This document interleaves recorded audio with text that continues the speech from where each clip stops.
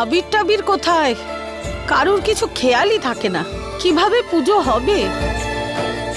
একদিনের জন্য অংশুমানকে বের করে দিয়েছি, সবকিছু অগোছালো হয়ে গেছে। পুজোর সব সামগ্রী নিয়ে এসেছি মা। বাইরে একটা বাক্সে সব জিনিস রাখা আছে। 1 সপ্তাহ আগেই সরস্বতী মাতার প্রতিমা বানানোর অর্ডারের সাথে সব জিনিসপত্র আনার অর্ডারও দিয়ে দিয়েছিলাম। সবাই কত বুদ্ধিমান হয়ে গেছে। যে বিশ্বাসই ভেঙেছে সেই ছেলে, যে সব কাজ মাকে জিজ্ঞেস করে করত, সব কাজের প্রস্তুতি মায়ের সঙ্গে মিলে নিত, আজ এত বুদ্ধিমান হয়ে গেছে যে এত বড় পদক্ষেপ নিয়েছে। কোনো কিছু না বলে বুঝতেই পারছি না এরকমটা কি করে হলো। মা, মা তুমি যদি আমার কথা শোনো তাহলে নিশ্চয়ই বুঝবে যে আমি এরকম কেন করেছি।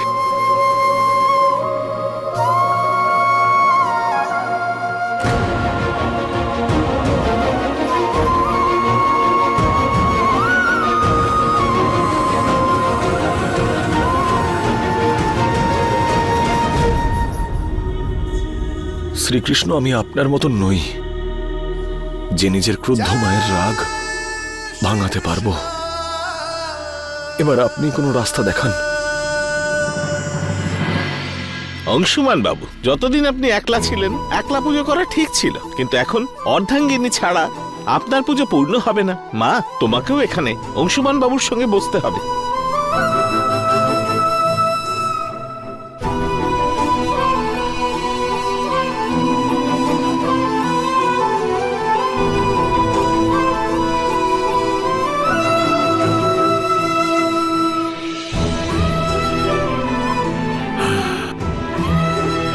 নন্দিনী মা, সুমনাকে অংশমানের পাশে বসিয়ে দাও।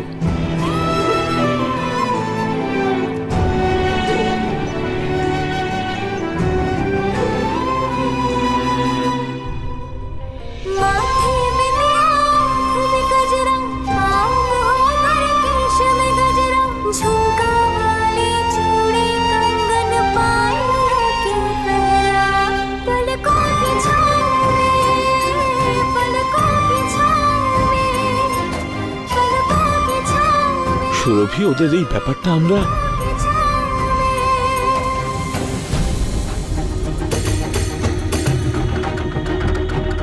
শুনুন, আপনাদের মধ্যে কেউ একজন ওদের জোর বেঁধে দিন।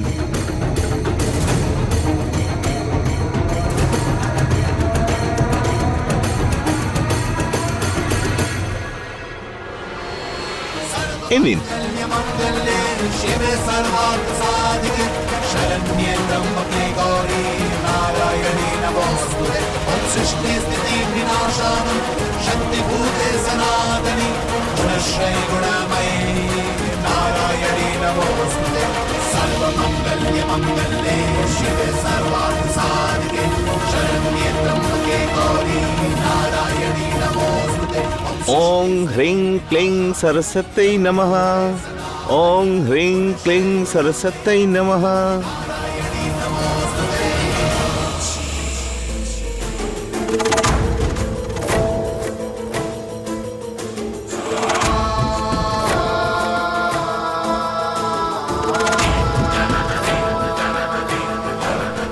কোথাও যাওয়ার প্রস্তুতি নিচ্ছেন নাকি বড় বেয়ান? নিচে তো মা সরস্বতীর পুজো হচ্ছে, আপনি কি পুজোয় থাকবেন না নাকি?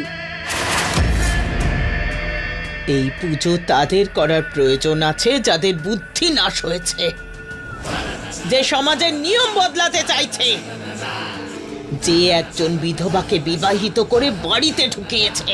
অনর্থ হচ্ছে এখানে, ঘোর অনর্থ। এই পাপের শাস্তি ভুগতে হবে এই পরিবারকে।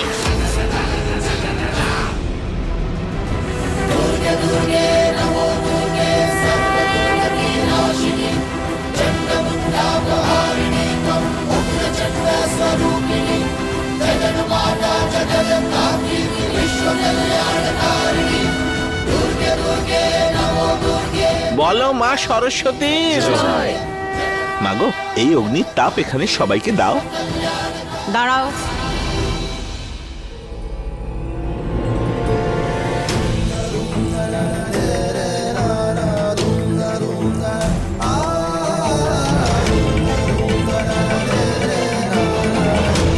পুজো অবধি ঠিক ছিল। সেখানে অংশুমানের স্ত্রীর বসা দরকারি ছিল। বাড়ির সব জায়গায় আরতি দেখানোর হলে সেটা একমাত্র বাড়ির বউই করবে, আর সেই উত্তরাধিকার আমি এখনো তোমাকে দিইনি।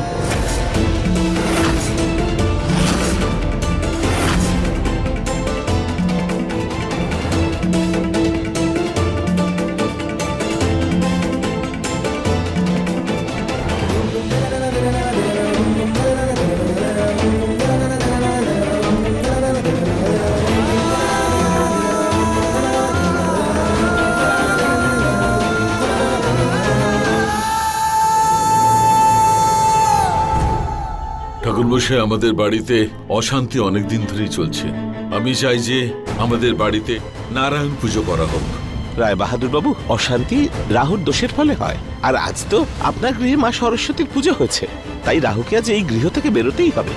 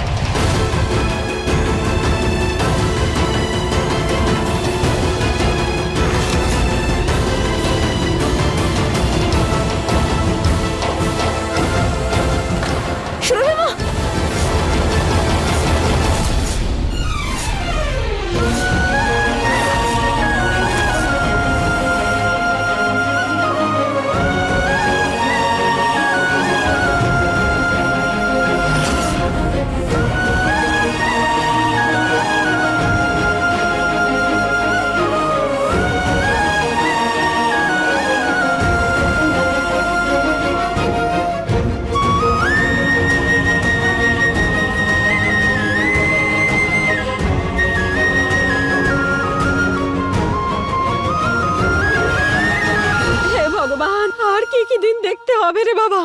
বড় বেয়ান বাড়ি ছেড়ে চলে গেছে।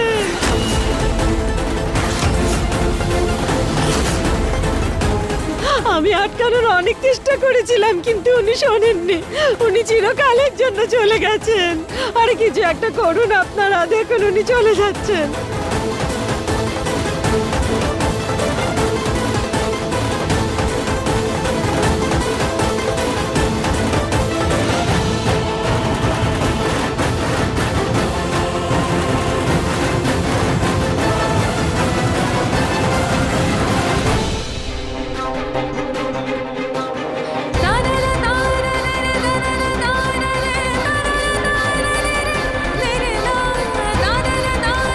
তিরিশ বছর আগে যখন আমি এই বাড়িতে বিয়ে হয়ে এলাম, তখন ভেবেছিলাম যে মৃত্যুর পরে এই বাড়ি থেকে বেরোবো,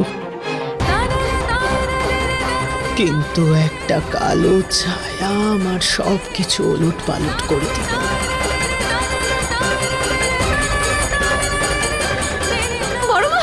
বড়মা প্লিজ দাঁড়ান। ছাড়ো আমায় বড়মা, প্লিজ ছাড়ো বড়মা। ছাড়ো, বাড়ি থেকে বের করে দিচ্ছ, এবার কি ধর্মভ্রষ্ট করবে? ছাড়ো বড়মা, প্লিজ প্লিজ যাবেন না আপনি।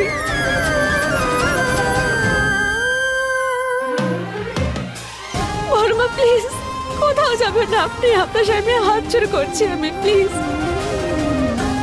আপনি চান না তো যে আমি এই বাড়ির ভেতরে আসি? তাহলে আমি আসবো না, আমি সারা জীবন এখানেই পড়ে থাকবো। প্লিজ বড়মা, আপনি এই বাড়ি ছেড়ে চলে যাবেন না, দয়া করুন, আপনার পায়ে পড়ছি আমি, প্লিজ বড়মা। শুনতে পাচ্ছ না? বড় বৌমা, ব্যাস অনেক হয়েছে। একটা বাচ্চা মেয়ে তোমার পায়ে পড়ে ক্ষমা চাইছে, তোমাকে মিনতি করছে, তুমি ওকে ধাক্কা মারছ। এরকম অসম্মান কাউকে, এটা ঠিক নয় বড় বৌমা। ওঠো মা, ওঠ। ঠাকুর না, আপনি বলুন না বড়মাকে না জানুনি। আমি মানছি যে তুমি এই বাড়ির বড় বৌমা। এই বাড়িতে তোমার মান আছে, সম্মান আছে, ইজ্জত আছে।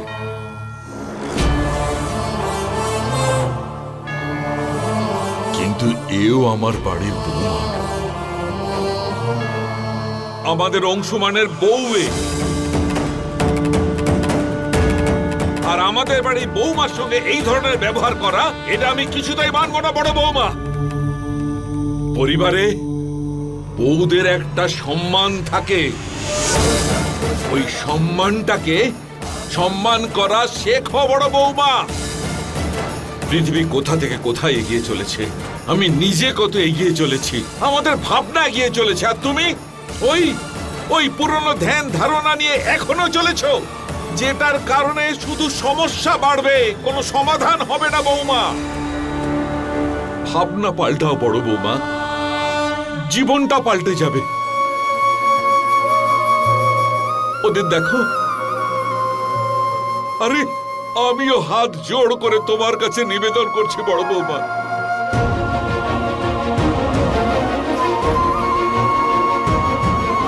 রাগ ত্যাগ করো, ক্ষমা করে দাও ওকে, আমাদের সবাইকে। নিজের কথা ফিরিয়ে নাও, বাড়ির ভেতরে চলো।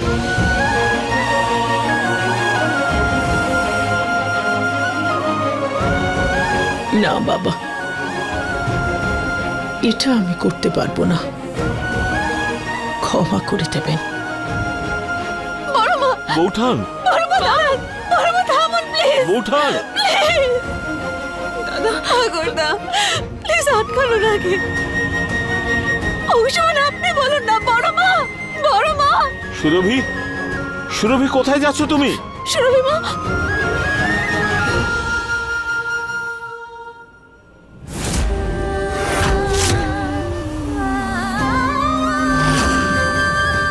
সুরভি মা, সুরভি, সুরভি মা, সুরভি এসব কি করছো? মা,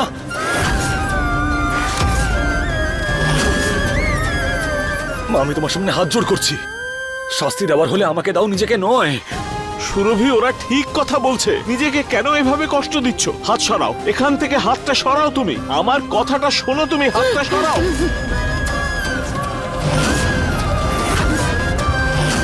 আরে এটা কি করছো তুমি? ছোট বৌমা,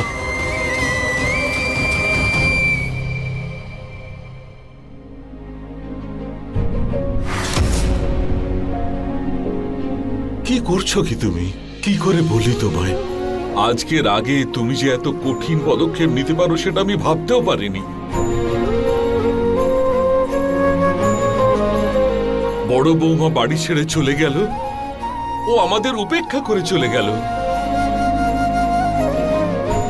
এখন তো কাউকে কোনো কথা বলতে ভয় করছে, যদি কেউ আমাকে আবার উপেক্ষা করে। না বাবা,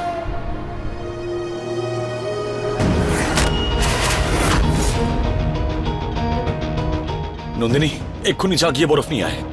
সুমন, একটু ওষুধ নিয়ে এসো।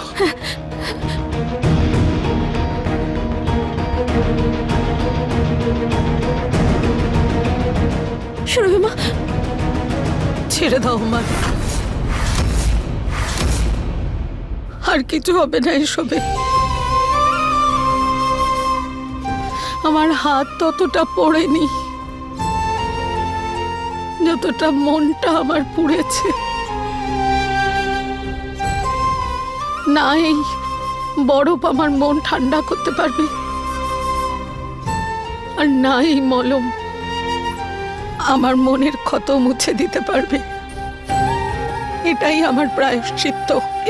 এই যা যা হয়েছে আজ বাড়িতে সব আমার জন্য হয়েছে, এটাই আমার প্রায়শ্চিত্ত। যে পরিবারকে এত বছরের তপস্যায় আমি এক সুতোয় বেঁধে রেখেছি, সেই সুতোটা একটু একটু করে ছিঁড়ে যাচ্ছে যে বাবা। যে পরিবারকে একটা সুতোয় বেঁধে রাখার জন্য আমার এতদিনের তপস্যা, সেটা ছিঁড়ে গেলে কষ্ট তো হবেই বাবা। আর এসবের কারণ কে? যাকে সবাই আমার রামের মতো ছেলে বলে, আর সে যাকে আমার চোখ বেছে নিয়েছে, মন স্বীকার করে দিয়েছে। আজ বাবার কথার অনাদর হয়েছে কার জন্য?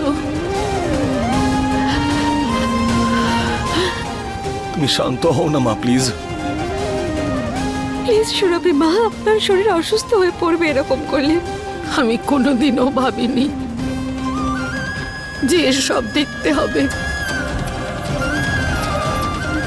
আজ দিদির বাড়ি ছেড়ে যাওয়া আমার দিকে প্রশ্ন তুলছে। তার কারণটা কি? হয়তো আমার শিক্ষা।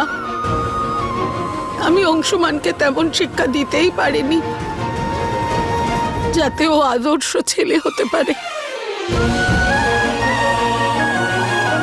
হয়তো আমার চোখ, আমার মন সুমনাকে চিনতেই পারেনি।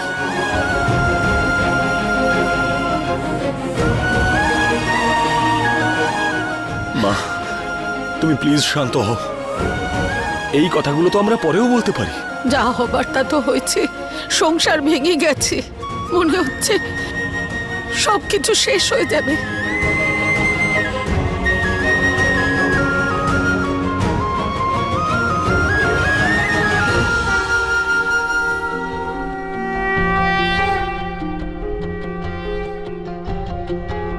আমি অংশুমান ঝায়ের স্ত্রী সুমনা ঝা। আজ আমি সরস্বতী মায়ের সামনে দাঁড়িয়ে প্রতিজ্ঞা করছি, যেহেতু আমার আর অংশুমানের বিয়ের জন্য এই পরিবার ভাঙতে চলেছে, আজ থেকে আমি আর অংশুমান বিবাহিত হওয়া সত্ত্বেও অবিবাহিতের মতো জীবন কাটাবো এই বাড়িতে।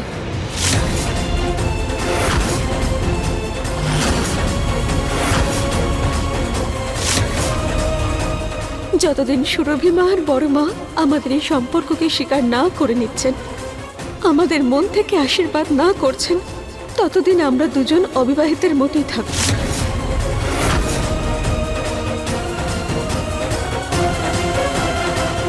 আর এই প্রতিশ্রুতিতে আমি আমার স্ত্রীর পাশে আছি। আমরা অবিবাহিতদের মতন জীবন বাঁচব। আর এত কিছু হয়ে যাওয়ার পর তোমার উপাসনা আর কি করে করতে পারি সরস্বতী মা? সেই জন্য আমি আজ আর এখন থেকে আমি আমার লেখাপড়া ত্যাগ করলাম।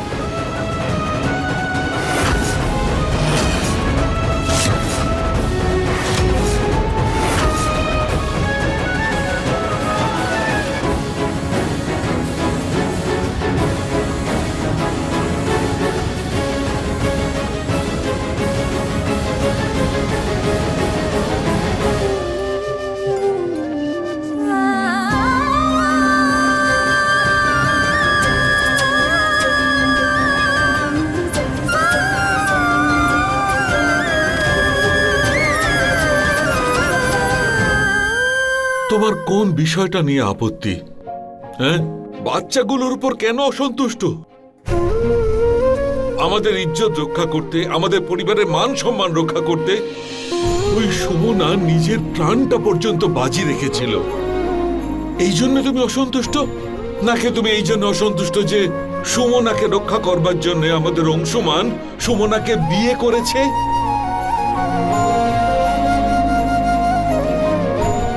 বলো ছোট বৌমা, তুমি কেন অসন্তুষ্ট?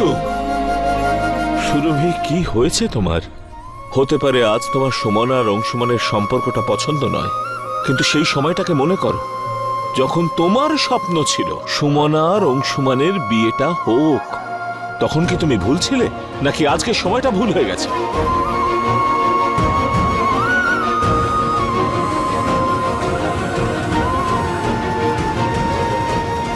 ও কিন্তু একদম ঠিক কথা বলছে ছোট বৌমা। কারোর স্বপ্ন, কারোর খুশি ছিনিয়ে নেওয়ার অধিকার আমাদের নেই। আর সেটা সুমনার স্বপ্ন, সুমনার খুশি, যে আমাদের পরিবারকে আনন্দে ভরিয়ে দিয়েছে।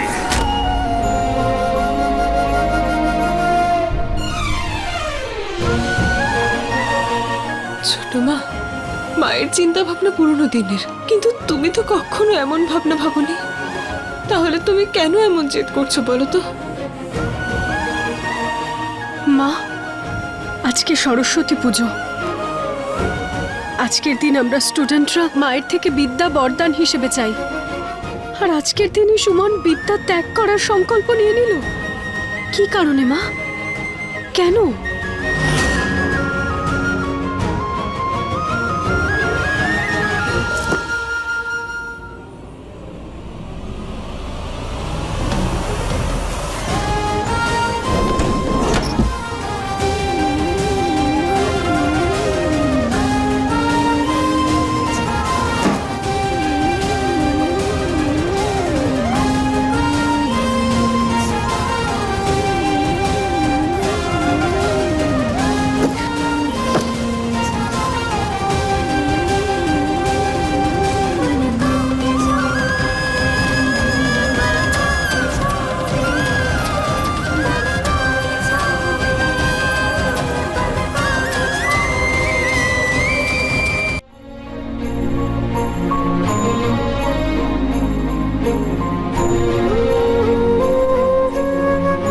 সরি ডক্টর সুমনা,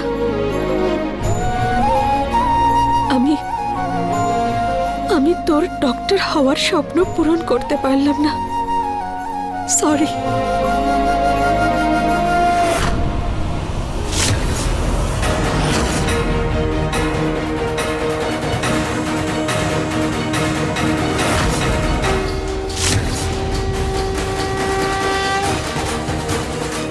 সুরভিমা, সুরভিমা শুনুন, সুরভিমা, সুরভিমা শুনুন আমার কথা। সুরভিমা, আমাকে বলুন কি হয়েছে।